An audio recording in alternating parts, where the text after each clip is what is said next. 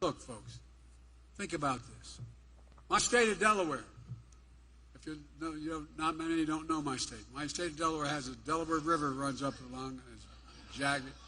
But at the top of the state, there's a half moon, and it goes up along more oil refineries on the other side of that half moon, darkest looking area than anywhere in the country, including Houston.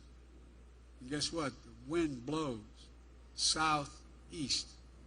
We had the highest cancer rate for the longest time. But you know who's affected? Fence line communities. You know who the fence line communities are? Black communities. My gosh, such an angry man. What is this fool rambling on about this time? My state of Delaware is a half moon. Other side of that fence line is more oil refineries in Houston. The wind blows southeast. You know who this affects? Higher cancer rates, affects black people. What are you talking about, man? Anyway, that was him at the NAACP, yelling and screaming. But get this, he goes off on Donald Trump days after he says it's time to tone it down. After Trump got nearly assassinated, he calls for, time to tone it down, tone down the temperature. But then he says this. Let's check it out.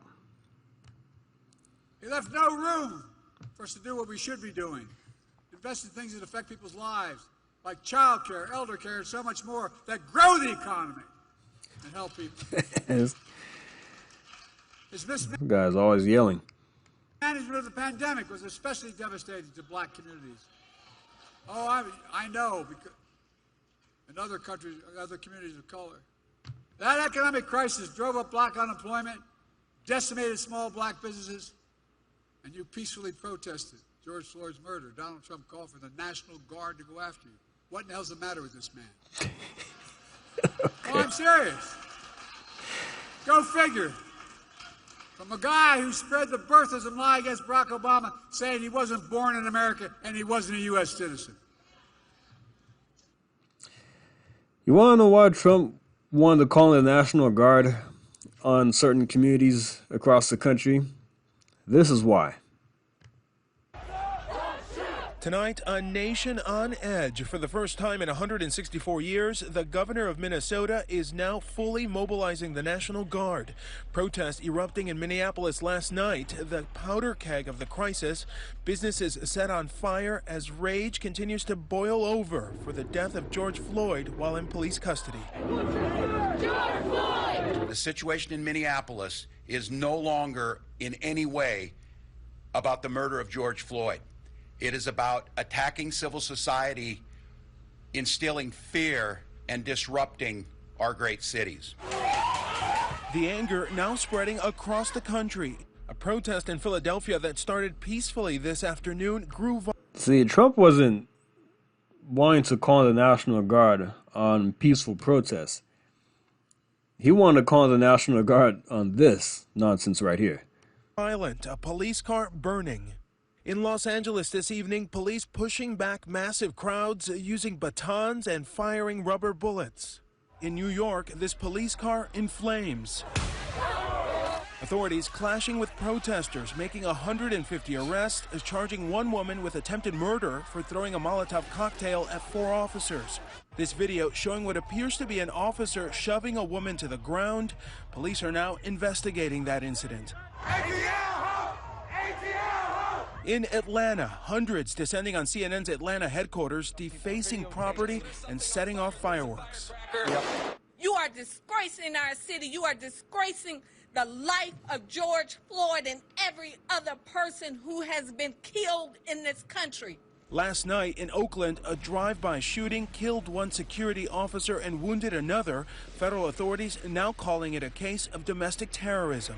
In Detroit, a 19-year-old killed after someone in an SUV opened fire into a crowd. The wave of outrage. See, you have the right to peacefully protest in this country. Absolutely. You have the right to do that.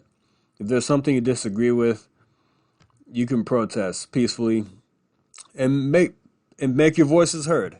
Peacefully and patriotically make your voices heard. But Joe Biden is trying to turn this around and make it a race thing, trying to make it seem like Trump was wanting to call in the National Guard on black people for protesting about George Floyd's death, which is completely false.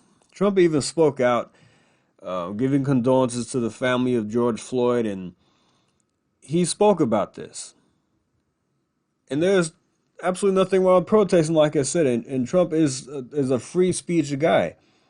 No matter what side you're on, he respects that right. But Joe Biden turns this around and makes it about race.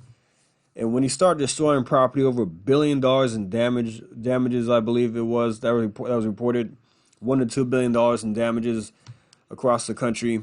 Yes, there's a reason why he wanted to call in the National Guard. But getting past that, now I just want to share this because I want to give you, I don't want Joe Biden to lie to people and make people believe that was the case. I know most of us on the right know that was not the case, but anyway, I want to give you the truth. Let's check this out. He goes on more on at the NAACP, rambling and just getting things wrong. In this project, 2024, Trump's 2025, Trump's deal. There he goes. Project 2025. They want to use that against us, against Trump. He's already come out against it.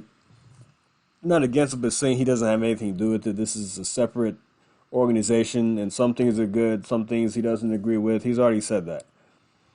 There's more. We're going to bring rents down, as I said. We're going to build 2 million affordable homes and cap rent increases of 5% a year so corporate landlords can't gouge. Anyway, I don't want to get going. See, I'm going to get very upset. I mean, look, this guy, they shouldn't be doing this to this man. To me, it's Jill Biden driving this nonsense, pushing him to run because she's power hungry. She's pushing him to stay in the race. She wants all the power, and this man is not up for the job. He only works he's 10 to 4 p.m. is what they said. He's alert. Then before 10 a.m. and after 4 p.m. he's not all there. I don't want a president who's only available 10 to 4. The guy can't even answer a phone call in the middle of the night for an emergency. He calls there's an embassy attack or something. He calls back at 8 in the morning and calls a meeting. Okay, and then they try to make excuses for him. If there's an emergency, a nuclear emergency, saying, "Oh well, he has people that'll take care of that for him." Yes, that is technically true that he has a team that'll do that, but I don't want the president of the United States being asleep at 3 o'clock in the morning and not knowing what's going on and having somebody else take care of that. Let's keep going here. They want to prosecute political enemies. Isn't that what he did to Donald Trump? Isn't that what they were doing? I mean, with all these cases go all over the country, yeah, all the indictments. We're putting home ownership within reach. How do you generate generational wealth, no matter what community you're from? I know how we did it. Everything got stuck in Scranton and we no jobs. Moved to Delaware. Dad worked like healthy, could get down payment to buy a small house. That's how you build equity. Well, if you look at mortgage rates, they're almost 7% right now, and they were about 3% under Trump, 2 to 3% under Trump. So the prices have skyrocketed to about $400,000 a home. So it's more out of reach now than it was 4 years ago. And Joe Biden, and as far as I can see, has really done anything to change that for the American people. Yeah, but I wanted to share that with you real quick. His rambling and yelling and screaming and hooting and hollering at the NAACP. This guy is always just off his rocker. Just days after he called for toning down the temperature, and he starts screaming at the the NAACP, which he called the NAACC or something. NAAC. Yeah, he got that wrong too. But all right, guys, I'm going to leave that right there. Thanks for listening. Like and subscribe. See you next time. Thank you. Take care.